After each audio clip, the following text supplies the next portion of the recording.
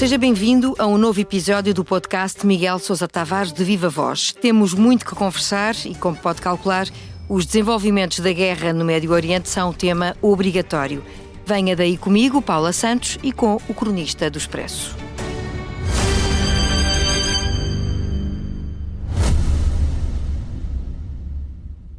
Olá, eu sou a Cátia Mateus e este é O Céu é o Limite, um podcast onde os líderes das empresas portuguesas conversam sobre o seu percurso profissional, os altos e baixos que enfrentaram ao longo do caminho, as ideias mais ousadas, mas também os erros e fracassos, sempre com uma boa dose de gargalhadas pelo caminho. Junte-se a mim nestas conversas, ouça O Céu é o Limite em expresso.pt ou na sua app de podcasts preferida e deixe-se inspirar. Olá, Miguel. Olá, Paula. Eu começo por lançar uma pergunta que está na origem do título da sua crónica semanal no Expresso, mas não quero que me dê já a resposta. O que é que une um governante, uns banqueiros e uns bispos?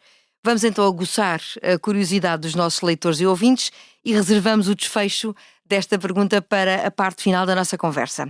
Começa então por um ponto incontornável, que é o conflito no Médio Oriente e o papel de Portugal e da base das Lajes. O Miguel diz que nunca a diplomacia tinha descido tão baixo. Quer explicar?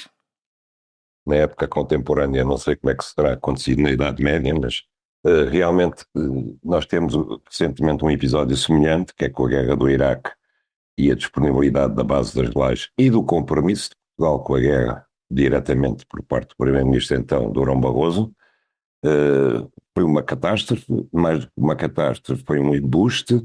Foi baseado em provas falsas de que o Iraque tinha armas de destruição maciça que não tinha, e até hoje tem graça porque eu nunca ouvi Durão Barroso pedir desculpa, nem ele, nem José Maria Aznar, nem George W. Bush, os três implicados, e o Tony Blair. 4 implicados nessa cimeira das Lajes e na decisão de avançar para a guerra do Iraque. Mas na altura, supostamente, havia informações que depois, é evidente, não se confirmaram, mas que podiam indicar que o caminho podia ser esse, não lhe parece? Não, de todo, não havia nada, absolutamente nada, e é por isso que a ONU recusou patrocinar essa guerra, por isso que a Agência Internacional de Energia Atómica e o seu presidente disseram que nada estava provado, e que precisavam de mais tempo para investigar se havia ou não havia, por exemplo, reatores nucleares em construção que pudessem conduzir ao fabrico de uma arma nuclear, mas George W. Bush não quis esperar porque, seguramente, ele sabia que era falso. E como sabia que era falso e queria uma guerra, para meter uma guerra no currículo, ele que tinha evitado a guerra do Vietnã, quando havia serviço militar obrigatório para o Vietnã, ele arranjou uma desculpa patrocinado pelo pai, em que ficou adstrito à Força Aérea do Texas. Vejam lá que enquanto os americanos da idade dele andavam a morrer no Vietnã, ele estava na Força Aérea do Texas a guiar avionetes e, portanto, precisava de uma guerra para se limpar. E essa guerra foi inventada e teve o seguidismo de 3 dirigentes europeus, o Tony Blair pela Inglaterra, o José Maria Aznar pela Espanha e o Durão Barroso por Portugal. Esse foi um episódio que verdadeiramente nos envergonhou. Pior é agora, quando temos um ministro dos negócios estrangeiros que continua a dizer calmamente que não tem nenhuma evidência de que os Estados Unidos não estejam a cumprir o que ficou acordado connosco para a utilização da base das Lajes desta vez. Ou seja, que eles só utilizariam a base para responder a um ataque desencadeado pelo Irão. Ora, o Irão não desencadeou nenhum ataque, como toda a gente sabe.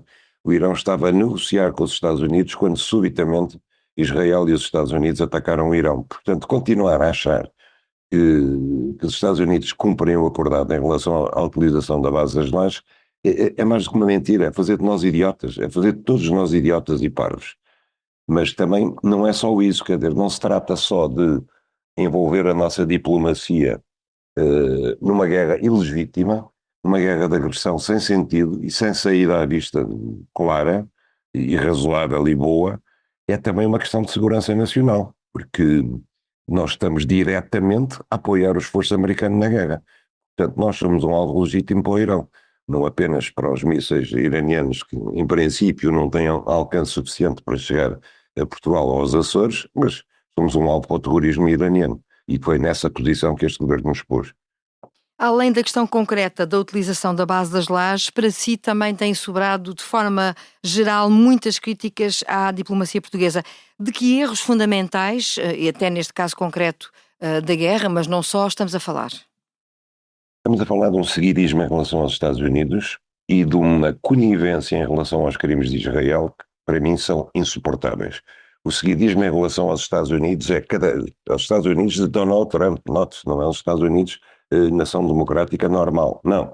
Trump ordena e nós baixamos a cabeça e cumprimos. Não só em relação às lajes, em relação aos 5% de PIB, do PIB em gastos com defesa que nos comprometemos a estabelecer nos próximos 5 anos, e já passámos para 2%. Eu recordo que ainda anteontem um estudo do FMI concluiu aquilo que é óbvio, que a gastar 5% em defesa vai haver um corte de cerca de Há 25%. consequências, não é? 25% nas despesas sociais, nas despesas de saúde, nas despesas de educação. Os governos que gastarem 5% em defesa vão voltar ou vão passar a ter déficits estruturais nas finanças públicas. Portanto, vamos todos arruinar-nos para cumprir um desejo do presidente Trump. Porque ele dizia ou gastam 5% ou então nós saímos da NATO. Mas, ainda por cima, nada disto é credível, porque depois dos países terem comprometido a dizer que sim com a cabeça, só a Espanha, para variar, foi a exceção. Pedro Sánchez disse que não iria gastar 5% em defesa, mas depois os outros todos membros da NATO terem dito que sim, ele agora vem dizer que a NATO são os tigres de papéis, são os cobardes, não nos ajudaram quando nós precisávamos, a NATO está morta, nós vamos embora da NATO. Quer dizer, arriscamos, além do mais, a fazer figura de palhaços tontos do Sr. Trump e depois ver o Sr. Trump não cumprir a sua parte, que é sair da NATO na mesma, apesar de nós termos subido os gastos com defesa. Isso é uma das coisas da nossa diplomacia. Há outras coisas que eu não consigo perceber. Não consigo perceber que Portugal esteja calado sobre aquilo que se passa na Guiné-Bissau, onde houve um golpe de Estado encenado pelo próprio presidente e pelos militares. Não consigo perceber que Portugal tenha tido uma posição de tal maneira passiva, silenciosa, em relação ao genocídio que Israel conduziu em Gaza, ao mesmo tempo que nós continuávamos a reconhecer a nacionalidade a judeus, a israelitas, que diziam que eram descendentes dos judeus que aqui foram expulsos há 500 anos, ou seja, nós estávamos a reconhecer e a atribuir um passaporte português e europeu a cidadãos de um país em que os seus próprios nacionais palestinianos não eram reconhecidos pelo seu governo. Enquanto Israel reprimia os palestinianos na sua terra, nós dávamos passaportes e cidadania aos israelitas. Tudo isto, mais culminar da nossa posição agora nesta guerra, é, a meu ver, uma diplomacia subserviente, temente aos poderosos, hipócrita e sem princípios. No dia em que gravamos este podcast, estamos em período de cessar-fogo anunciado por Trump e confirmado pelo Irão, mas não há certezas nenhumas e muito menos certezas absolutas sobre o que se virá a seguir, embora avancem aparentemente as negociações. É viável acreditar que se trata de uma espécie de ponto final, ou pelo menos do início daquilo que pode vir a ser o ponto final no conflito? O ponto final não será nunca. Agora pode ser digamos, um intermezzo, uma pausa duradoura nesta história de tentar silenciar o Irão, mudar o regime, de terminar com o enriquecimento de urânio para armas nucleares, de destruir a sua capacidade de lançamento de mísseis, etc. Tudo isso que eram os objetivos da guerra e que nenhum dos quais foi atingido. Eu não acredito numa paz duradoura por duas razões. Porque Israel não quer, e foi Israel quem meteu os Estados Unidos nesta guerra. Parece-me óbvio que Israel não sossegará enquanto não destruir o sistema político e o sistema militar do Irão, com os Estados Unidos ou sem Estados Unidos. E, por outro lado, como sabemos, Donald Trump é uma pessoa completamente imprevisível. Quer dizer, hoje pode declarar que vai haver paz e depois faz um ultimátum que insinua que se o Irão não fizer o que ele quer até às 8 da noite, vai recorrer à arma nuclear e vai reduzir a idade da pedra. Portanto, tudo isto é ainda demasiado instável. Mais do que instável, não se vê. É difícil imaginar, embora toda a gente perceba que Trump está à procura de um pretexto para se vir embora e cantar a vitória, o que aliás já está a cantar, mas não se vê como é que ele pode aceitar os 10 pontos que o Irão pôs à frente dele, porque isso é tudo aquilo que era o contrário dos objetivos dele nesta guerra. Soa um bocadinho que é aceitar como pretexto para parar, porque na realidade era o que ele queria fazer, não é? E precisava de um pretexto. Exatamente, quer dizer, há só uma coisa que Trump entende, que é a linguagem do dinheiro. Quando as ações começam a descer na bolsa de Wall Street, quando os seus amigos milionários começam a ficar preocupados com a situação económica mundial e também americana, quando os cidadãos americanos veem a gasolina a subir nos postos de combustível e os ovos a subir sobre as duas coisas, os dois barómetros económicos de Trump internamente, ele começa a ficar assustado. Sobretudo tem eleições intercalares para o Congresso em novembro, um terço do Congresso vai ser renovado e pelo andar da carruagem, Donald Trump arrisca-se a perder a maioria que tem na Câmara de Representantes e no Senado. Isso seria desastroso para ele. Poderíamos eventualmente assistir a um processo de impeachment que o afastasse do poder, se é que ele se deixaria afastar do poder. Mas pronto, de qualquer maneira, a situação interna está péssima para Donald Trump.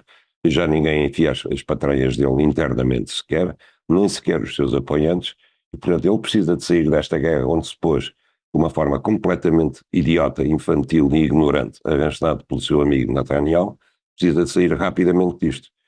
Isso vai levá-lo a ter uma maior condescendência em relação às exigências do Irão, mas não sei até que ponto é que, apesar de tudo, ele poderá ceder, não é? Porque a imprensa americana ainda ontem está a passar bem em revista os objetivos desta guerra e aquilo que ele tinha alcançado com ela, e a resposta era zero. Quer dizer, tudo está pior.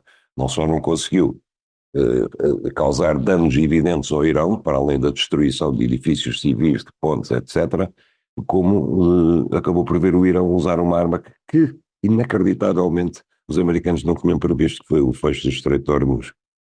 Aparentemente até sai, pelo menos há muita análise internacional que diz que o Irão pode até sair mais reforçado depois deste conflito. Admitindo, Miguel, que o conflito militar, numa hipótese, não regressa, quem é que sai pior? Não é difícil imaginar quem seja, não é? Os Estados Unidos, como é óbvio, quem sai pior são os Estados Unidos. Eu acho que, nos termos em que neste momento se iniciou a discussão entre ambas as partes, o Irão é claramente o vencedor desta guerra. Claramente. Depois temos o Israel, que conseguiu causar alguns danos ao Irão e que, como sempre, aproveitando a boleia, lá invadiu mais uma parte do Líbano, lá bombardeou mais uma parte do Líbano, quer inclusivamente 1 milhão de cidadãos libaneses abandonem as suas casas e as suas terras para que aquilo fique terra livre para Israel. Israel ganha sempre alguma coisa com as guerras. Agora os Estados Unidos não ganham coisa nenhuma. O Irão ganha, como a Paula disse e com razão. Eu acho que o Irão vai sair fortalecido, sob todos os pontos de vista, inclusivamente diplomaticamente, porque foi alvo de uma guerra ilegítima, de um ataque absolutamente inesperado quando estava em negociações com os Estados Unidos, porque estes Estados Unidos, este presidente Trump, são o mesmo país que deitou fora os acordos que o Irão tinha aceito no tempo de Joe Biden, tinha negociado acordos em que o enriquecimento do urânio do Irão estava a 0,75%, que não era nada, que está muito aquém do limite de segurança, em troca do levantamento de sanções. Chega Trump, resolve que isso não é suficiente e desencadeia esta guerra. O Irão vai sair daqui claramente numa posição fortalecida, até porque não se vê como de futuro, seja Israel, seja os Estados Unidos, vão arranjar um pretexto para voltar a atacar o Irão brevemente. Mudamos a rota do nosso podcast para lembrar outros casos que têm marcado a atualidade, nomeadamente do ponto de vista nacional, o caso dos abusos sexuais de crianças na Igreja Católica Portuguesa. O presidente da Conferência Episcopal admitiu esta semana que foram feitos cortes significativos nas compensações propostas para as vítimas. 57 pessoas viram a ser abrangidas num universo que começou por ser muito superior. Acha que a Igreja passa a imagem que não esteve à altura das exigências, Miguel? Eu acho que é pior que isso, Paulo. Eu acho que a Igreja passa a imagem que esteve à altura dos seus interesses, abstraindo completamente daquilo que é o bem comum, daquilo que é a opinião pública, daquilo que era a justiça. Como a Paula disse, começou por haver 4.815 vítimas identificadas.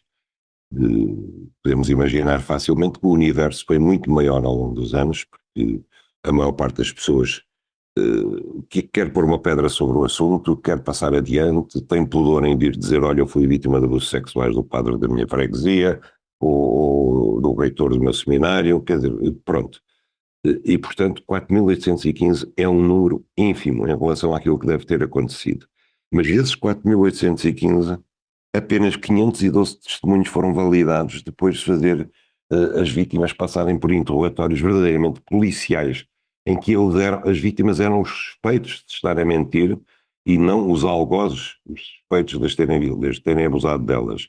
Das 512 passámos para 95 casos aprovados pela Conferência Episcopal, e dos 95 acabou em 57 apenas a indemnizar. Alguém acredita que houve 57 casos de abusos sexuais ao longo dos anos na Igreja Católica Portuguesa? Mas alguém acredita nisto? Os bispos imaginam que alguém possa acreditar nisto? E, finalmente, o valor das indemnizações, como o bispo D. José Ornelas disse, houve um corte significativo. Significativo em relação a quê? Em relação àquilo que tinha sido recomendado pela Comissão Independente para os Abusos Sexuais. Mas então eu pergunto, se a Igreja não aceitou todos os casos que a Comissão Independente disse que deviam ser indemnizados, se reduziu significativamente a indemnização para pagar àqueles que foram aceitos, para que é que existiu uma Comissão Independente? Foi só para a Igreja fingir que estava a fazer as coisas a sério. Mais nada. Eu acho que esta declaração final do D. José Ornelas é a prova que os nossos bispos perderam a vergonha. Desculpa a expressão, mas perderam mesmo a vergonha. Eles não estão conscientes daquilo que se passou. O Papa Francisco explicou isto muito bem. Nós estamos perante não apenas um caso de pedofilia organizado sistematicamente dentro de uma organização e sistematicamente ocultado pelos seus superiores hierárquicos. Estamos diante de um caso de pedofilia executado por aqueles a quem foi confiada a guarda e educação das crianças. Ou seja, se, sei lá, um pedófilo, que normalmente acontece infelizmente em contexto familiar, um padrasto abusa do seu enteado, ele não tem propriamente, não lhe foi confiado propriamente a educação e a guarda daquela criança. Aconteceu por acaso. No caso da Igreja é diferente. As crianças que iam para os seminários, as crianças que iam para as escolas católicas, as pessoas nas residências episcopais, no próprio confessionário, chegaram-se aos padres porque, como disse Cristo, deixai vir a mim as criancinhas, eles acharam que ali estavam protegidos e guardados dos males do mundo. Afinal, foi o contrário que aconteceu. E eu acho que isto põe tudo em causa, inclusivamente o celibato da Igreja Católica, porque a sociedade não pode estar a pagar os desvarios sexuais daqueles que são obrigatoriamente mantidos em celibato. A Igreja devia pensar nisso a sério, à luz deste escândalo que aconteceu. E obrigaria uma reflexão para o futuro, não é? Sim, obrigaria uma reflexão para o futuro, porque se o celibato dos padres é pago não apenas pelos padres, mas pela própria sociedade, pelas crianças que são confiadas, então nós estamos perante a maior hipocrisia que se pode fazer em nome de Deus. E vamos fazer aqui uma nova mudança de rumo na nossa conversa para falarmos agora da banca e mais concretamente de banqueiros. Estou a seguir um bocadinho a rota do alinhamento do seu texto no Expresso. Na sua crónica relembra o peso dos elevados lucros da Caixa, BCP e Novo Banco na zona euro e lembra também aquilo que foram os anos negros de um passado recente de alguns deles. Não se aprendeu com as lições do passado na banca? Paulo, eu acho que os banqueiros têm um sonho diferente das outras pessoas e pensam de maneira diferente. Eles, de facto, só veem dinheiro à frente. Não foi só lucros extraordinários que a nossa banca teve. Foi a banca que teve maiores lucros de toda a zona euro. 15,37% salvo erro. 15,37% de rendimento em 2025. Eu pergunto, alguém com depósitos na banca teve um décimo desse rendimento? Alguém teve 1,5% de rendimentos pagos pela banca para os seus depósitos em 2025? Não. Pois os bancos tiveram 10 vezes mais. 10 vezes mais. E temos casos escandalosos. Eu falo, por exemplo, do Novo Banco. O Novo Banco vai distribuir 500 milhões de euros ao futuro dono do banco que ainda não entrou e já tem reservado um pacote de 500 milhões de euros à espera dele.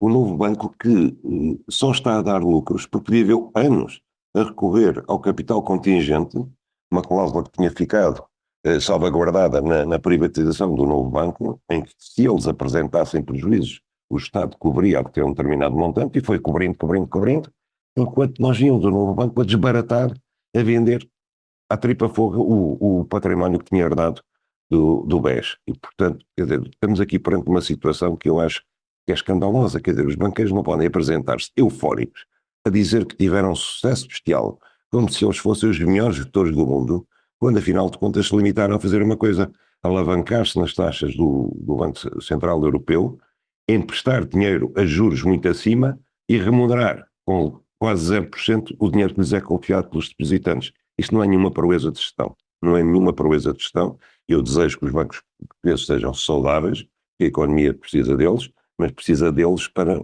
contratos justos, contratos de igualdade, que é financiar as empresas, financiar as pessoas em condições que sejam uma alavanca para o crescimento económico e não ficarem sentados a contemplar uma montanha de lucros como o tio Patinhas fazia.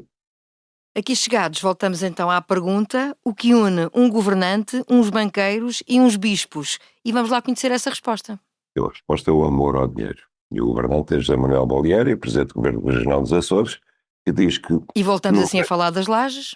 Não tem opinião sobre a utilização da base das lajes, portanto para ele a indiferença é legítima ou não, mas tem uma opinião formada que se os Açores se os americanos pagarem pela base das lajes, desde que paguem aos açorianos, ele já está contente. E agora só nos falta seguir a rota do improviso. Pedro Passos Coelho já tinha deixado recados ao governo. Cavaco Silva assinou recentemente um ensaio no Expresso a defender reformas estruturais, dizendo que só assim será possível travar o crescimento das forças populistas. Ficou surpreendido com as palavras do ex-presidente? Não fiquei por duas razões. Ele gosta, ciclicamente, Cavaco Silva gosta de vir a terreno, mostrar que está em jogo ainda e convencido, não sei se com razão ou não, de que é uma voz autorizada que se os portugueses não ouvirem, pelo menos a classe política e a do seu próprio partido vai ouvir. Eu devo dizer que essa conversa das reformas é uma coisa muito dúbia, porque toda a gente quer reformas, depois quando se tenta alguma reforma toda a gente é contra. Portanto, eu não sei muito bem se vale a pena continuar nesta conversa se as pessoas, nomeadamente o professor Cavaco Silva, que falam em reformas, não concretizarem que reformas e em que termos. Porque nem sequer basta dizer é preciso uma reforma na justiça, é preciso uma reforma da administração pública. Não. É necessário dizer em que consistirá a reforma da justiça, em que consistirá a reforma da administração pública, em que consistirá a reforma do Serviço Nacional de Saúde, etc. Porque só perante a argumentação concreta, eu quero mudar a justiça, por exemplo, para que o Ministério Público tenha menos poderes de decisão própria do que tem. Eu quero mudar a justiça para que os expedientes dilatórios utilizados pela defesa em tribunais sejam punidos desta maneira ou daquela. Só perante a concretização do que é que se vai fazer em cada setor que se pretende reformar, é que nós podemos saber se a reforma é justa ou não, se é viável ou não é viável. Agora, chutar para o ar em abstrato que é preciso reformas, toda a gente é capaz de dizer que sim, quer dizer, não é um português que, se você for fazer um inquérito, acha que Portugal precisa de reformas, 99% vão dizer que sim. Agora, se me perguntar aonde é que precisa de reformas, aí já é menos gente. E se perguntar em que consistirão as reformas, essa é a parte complicada, essa é a parte difícil, essa é a parte que exige muita informação, muitos estudos técnicos, muitas contas de somar e dividir, e é isso que eu acho que um economista como Cavaco Silva devia fazer. Não é limitar-se ciclicamente a vir dizer, olha, façam lá as reformas.